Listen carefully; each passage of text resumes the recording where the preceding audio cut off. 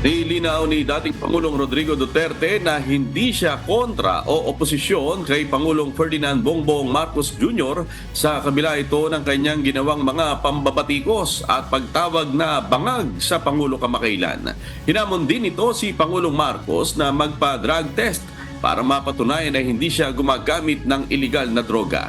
Binatikos rin ng dating Pangulo ang ginagawang hakbang ni PBBM na lalong nagdudulot ng tensyon sa West Philippine Sea at sa posibleng term extension sa pamamagitan ng charter change. Ayon kay Duterte, hindi niya sinuportahan si Marcos noong eleksyon kahit running mate sila ni Vice President Sara Duterte para wala umanong masaktan sa kanyang mga kakilalang tumatakbo rin sa pagkapangulo noong panahong yun. Ako dili ko oposisyon, dili ko kontra ni Marcos. Dili ko kontra ni Marcos. Pero wala ko masuporta niya kay